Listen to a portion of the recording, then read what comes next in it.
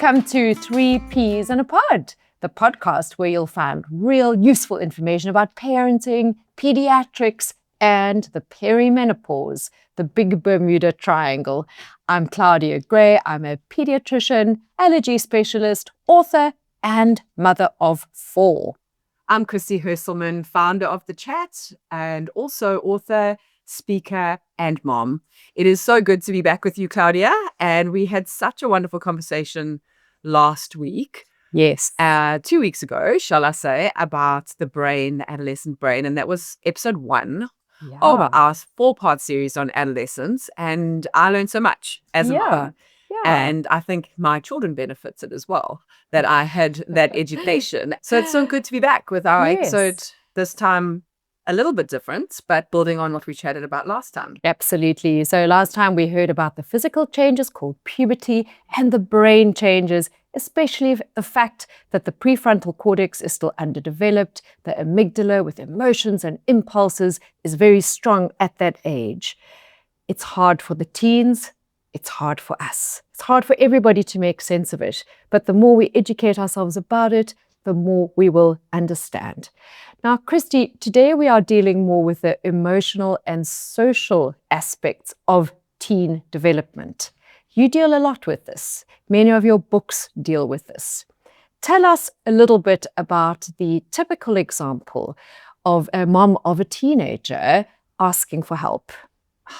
It really is a crazy time. I think I like to kind of ground myself in the reality that every generation goes through it. And we don't want to make it bigger than it is, but it is a tricky time. And so you do hear, and I hear a lot of parents saying things like, they turn into monsters when they turn 12, and then you just got to put your head down and wait for a nice human to emerge when they're 20. And I don't know about you, but I don't want to lose a whole big chunk of my children's lives. I want to enjoy it. I want to connect with them. I want to enjoy them where they are. Yeah. But that can be hard for parents. And there was a beautiful post we have a wonderful Facebook group in South Africa called The Village, which is a parenting group.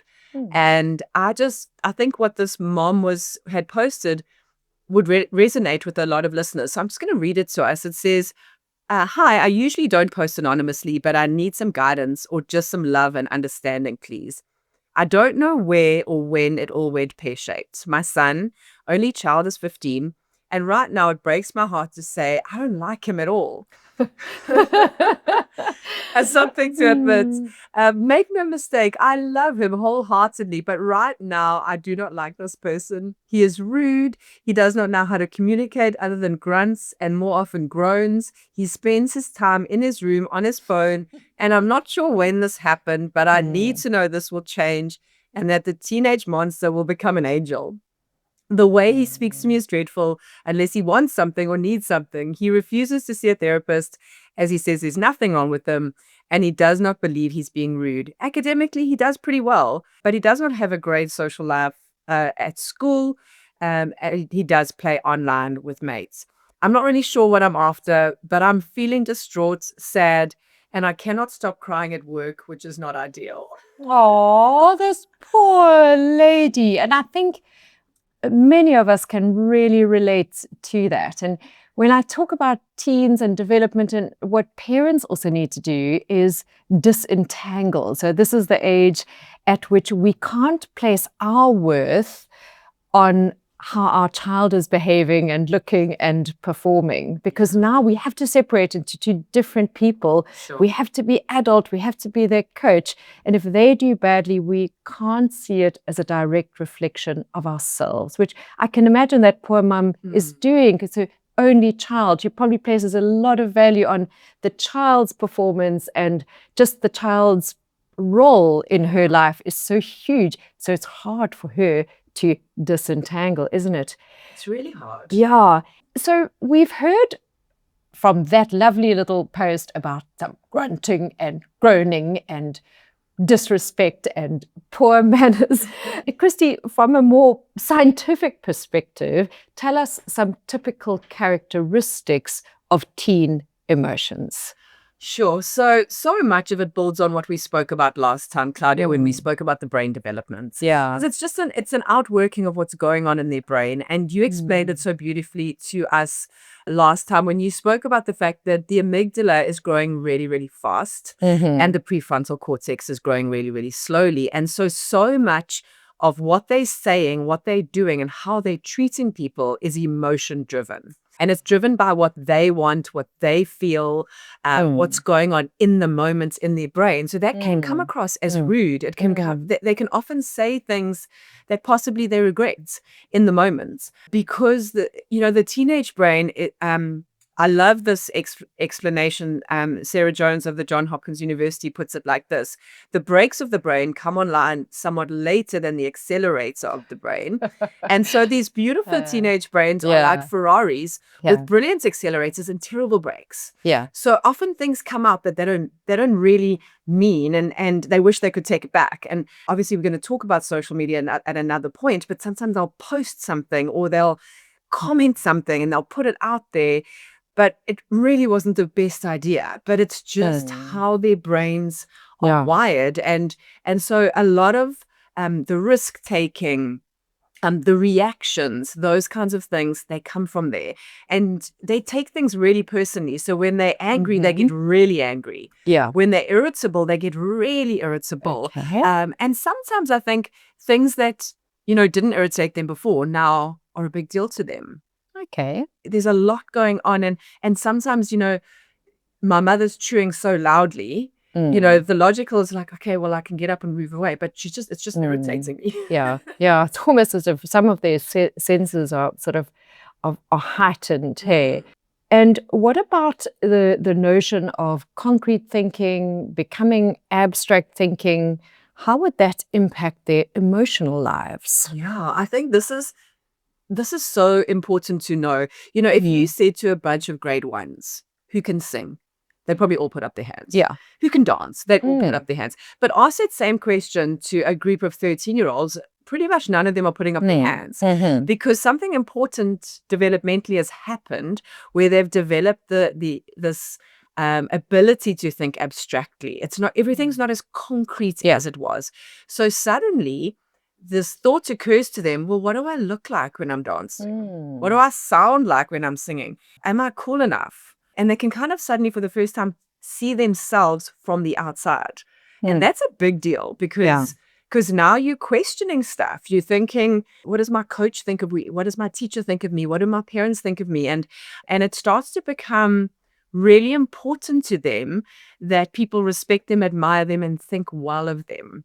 I think that's a very important thing. And so how we see this play out is, sometimes we think our kids don't care what we say, but actually they do. They might not show it, but time and time again, we hear psychologists saying that one of the most fundamental things to children thriving through puberty is having caring, trusting adults around that they can connect with and that they feel respected and valued by.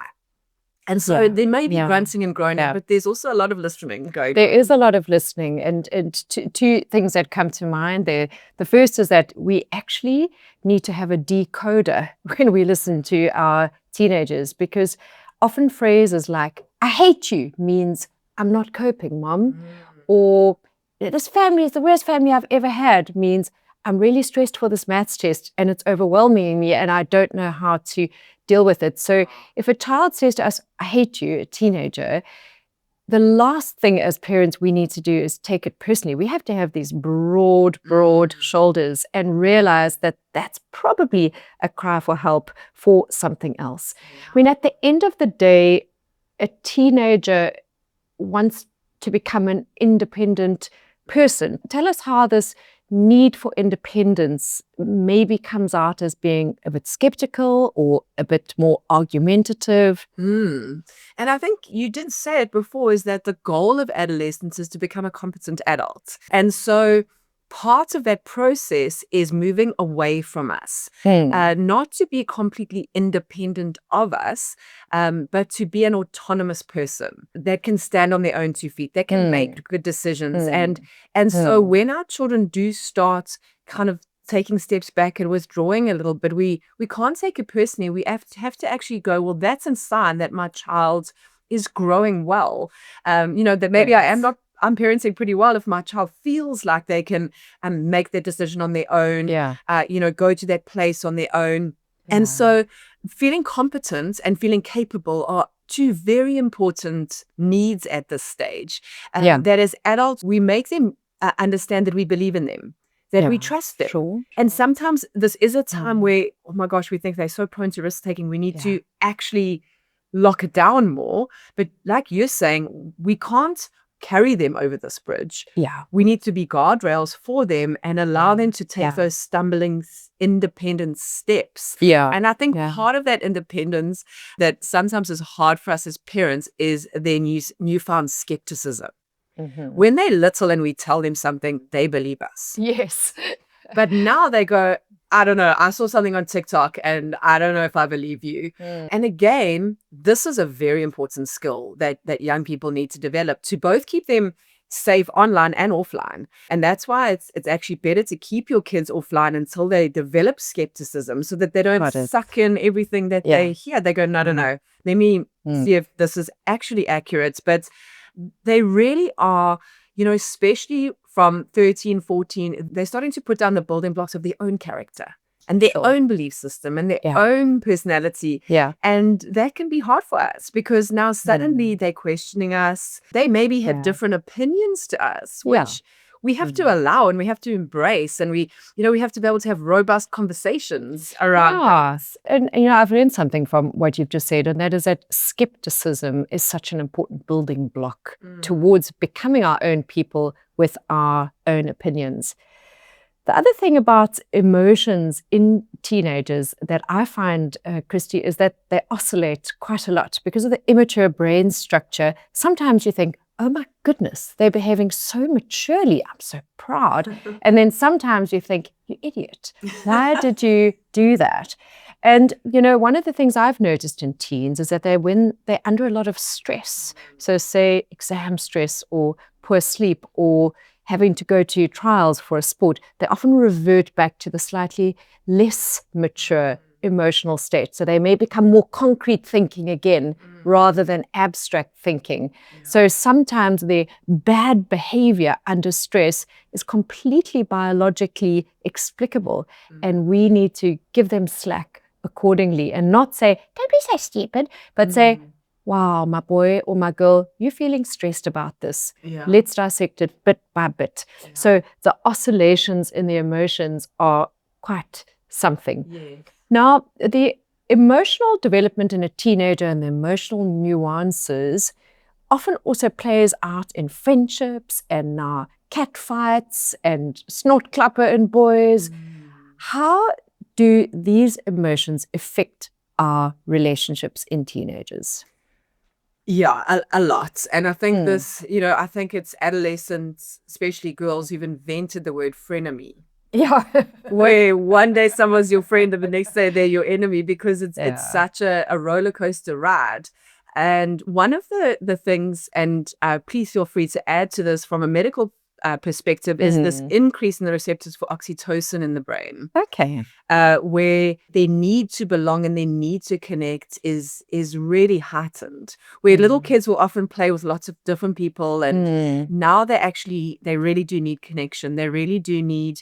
They're asking themselves, where do I fit in? Am I liked? Am I accepted? Do I belong? Am I valued by these people? And on what I said earlier is they feel quite self-conscious and actually want people who make them feel accepted, competent, whether that's coaches, teachers, friends, and being part of a group of peers who accept them is really, really important right now. And so what we do find, with that risk-taking behavior is that sometimes they can do really silly things to fit in. And they go for like fitting in rather than belonging. Belonging. And so they do. And then they might act out of character. They might say things that they know aren't who they are just to impress the people around them because of that need to belong. Yeah, and I think that need for respect and status is something that carries on in adulthood, isn't it? And maybe as parents, we need to acknowledge that and actually give them respect as well. So, I really respect that opinion, actually, even though you've argued against me. That's a very interesting way of seeing it. Yeah. So really to plug on the positive reinforcement. Yes, absolutely. And then with the emotions as well, things like sexual attractions come in, and that complicates matters even more. I don't know if you've got anything to say about that. No, this is the time, especially we see it from kind of 12, 13, is those crushes. Yeah. Sexual attraction is such a normal part of their sexual maturation of their bodies, right? Because we're maturing, like you said in the last episode, into beings that will reproduce. And so that sexual maturing is happening in our brains as well. It's happening where we suddenly, there might be this boy in your class you've never noticed before, and then suddenly you're like, wow, he's actually quite nice. And that can be quite confusing for our children. These newfound feelings, they can feel awkward about it. They might, want to share it. I find in my own family, my daughter was quite open with those, and the boys are a little bit more guarded, a little bit more private about them. They can also like someone one day and then the next day they can't stand them. And so that's confusing. But it is important that we realize, even though we still see them as our little darlings and our precious people, that this sexual awakening is happening. I'm not saying they're ready for sexual relationships, but this kind of, this idea, you look at someone very differently, and some children even start having boyfriends and girlfriends and that kind of thing. And obviously, and we'll talk about this in the fourth part of this, is social media is when this is where things can get quite tricky. It's one thing to have these things face to face, but when they go online, there's this disconnect from reality, and we can say and do things impulsively that hurt people, hurt ourselves. But this is so normal. And I think one of the things we can do as parents with this is say, remember your first crush. Remember the first time you liked a boy or you liked a girl, and how that felt, and to not downplay that, and to just know that it's just so normal and part of the journey. And to react very, very matter-of-factly and almost in a supportive way. So with all these emotional changes, you've mentioned things like the need to be loved, the need to be respected, the need to belong, the need for independence. Actually, what we need to realize as parents and as school teachers and as coaches, that we need to treat adolescents differently to little kids. So, I'm especially passionate about this for sports coaches. They need to realize these children are demanding respect. I need to involve them in decisions. These children are very amenable to being put down, if the peers are putting them down to be. So if I see that there's any back-chatting by peers and they're calling them names, we need to talk about that. We need to make sure the peers respect each other. These kids are developing abstract thinking. Now we can do more in-depth tactics than just hit the ball and pass. So these adolescent stages of emotional and social development should also affect the way they are taught, they are coached, and they are parented.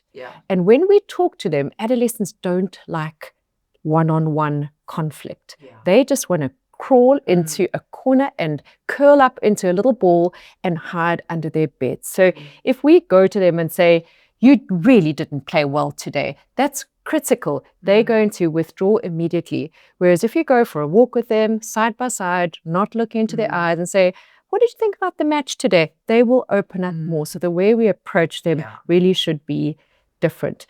Now, Christy, I often think of adolescence as a bridge between childhood and adulthood. All the other previous little bridges that our children had to cross, they crossed with us, hand in hand. Adolescents, we cannot take their hand. There's not space for two people on that bridge. It's a single file bridge. So as parents, we need to detach, and we also need to stand beside the bridge and be there if they fall, or to give them advice or to coach them, but we can't walk with them. They have to take this walk on their own. What measures can we as parents and communities put into place that the emotional and social space of a child is held well enough that they can walk from one end of a bridge to the other without falling recurrently or falling fatally even? What can we put in place for our teens? There's so many things we could talk through here, but let's just think of a few of them. So the first one is to just create space. Part of that for me is not rushing into social media and limiting social media and limiting their time online so that they have mental space and they have space to be with the primary caregivers and with the people that they love, to create margin in their lives so that they can process what they're going through, that they have opportunity to talk to us, that we don't fill all of their time all the time. You know, there's a lot going on inside, so we don't want to have excessive amounts of stuff going on outside. It's a busy time,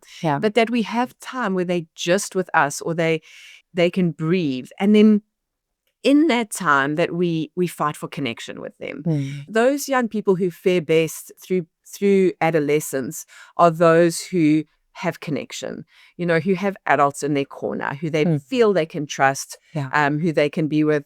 And a lot of us at this time as parents, we think, okay, I've got to educate them. I've got to give them all this wise advice. I've got to do all this stuff. Where actually a lot of the time, adolescents are getting a lot of information and they mostly need a safe place to process that information. You know, that they feel completely non-judgmental home space. They feel unconditionally loved. You know, as parents, we often they'll get in the car and they'll say, how was your text? Meaning, what mark did you get? And, you know, you said it when you were talking about sports is maybe it's a better question is how did you feel about your test? How are you feeling? And, you know, this is maybe for the dads is when it comes to things like sports and a match day, less coaching, more encouragement. Where we don't say, okay, this is what you need to do. You need to pass more. You need to do that. Maybe we say to them, okay, you got a big match today. How can I best support you? What do you need? And I remember we used to do this when our kids were a bit younger is if Emily had a big surfing competition, we'd say, okay, today it's Team Emily. So it's her day. She's got something on. We your team. You let us know what you need from us. And sometimes it'll just be, Mom and Dad, can you just stop talking? You know, I just need you on the beach. I don't need you there. So just finding out how we can support them. You know, that they feel encouraged, that they feel supported. And that Mom in that Facebook post, you know, she said, I don't like him very much. But I think it's important, even though we are going to have those moments, that our children do feel seen, valued, competent, and liked. You know, I heard this saying, we should greet our children at least once a day the way the family dog greets them. As if the world is infinitely better because you've just got home, you know? And that we give them grace, we give them, you know, that kind of love. And then you spoke about it earlier, is that sometimes they say things they don't mean. They, you know, they react. And I think for that connection, we don't react to that. We don't say, why did you talk to me? Why did you slam your door? That's disrespectful. You know, if your child walks away and slams the door, maybe go into the room and say, my boy, I'm sure I know you probably didn't mean that. Should we try that again? And, you know, a lot of the time they'll say, oh, sorry, Mom, I didn't mean it. I was frustrated. And then, you know, we give them a little bit of grace for that moment. So that's important. So, Christy, we've talked a lot about keeping space for our teenagers, allowing them some time to think about things, giving them some space behind closed doors when they need their own time, not overscheduling them, making sure they rest enough, giving them some non-judgmental time, cutting them a little bit of slack. This all has to do with creating space for them to become.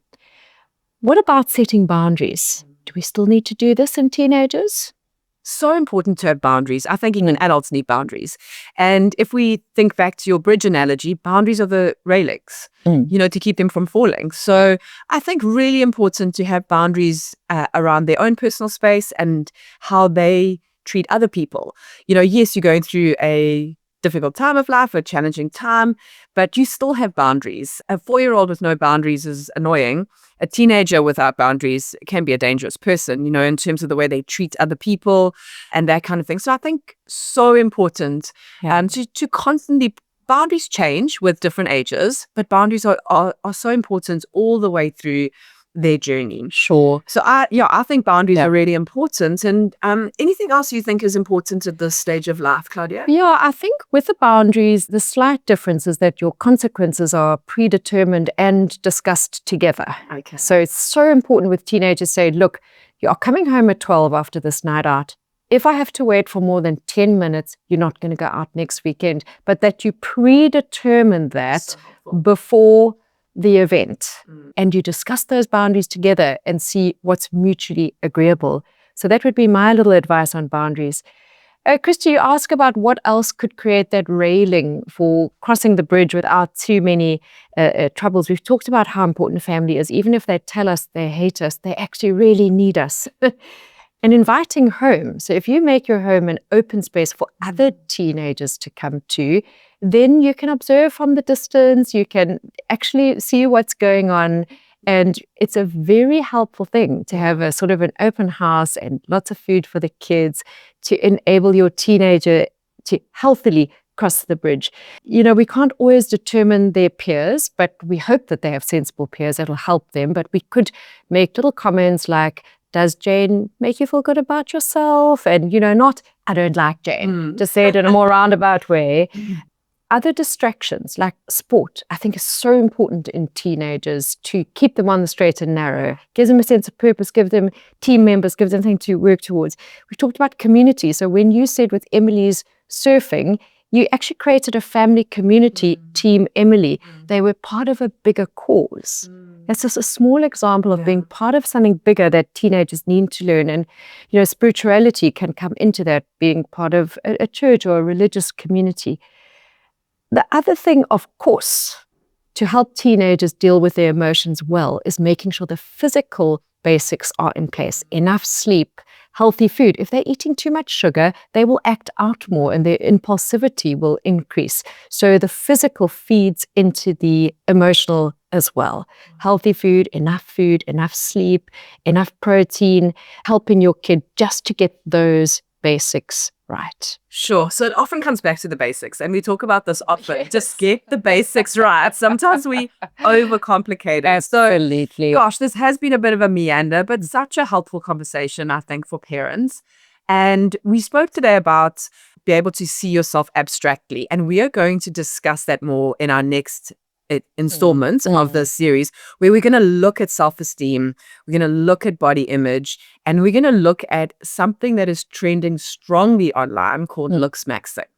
So if you have not heard of looks maxing, you want to come and join us for that episode. And even if you just want to support your child in just believing in themselves, being comfortable in their own skin and growing up confidently, please join us for this episode, our third installment in our adolescent series. Thank you. I look forward to that. And remember, we are experts, but this is educational.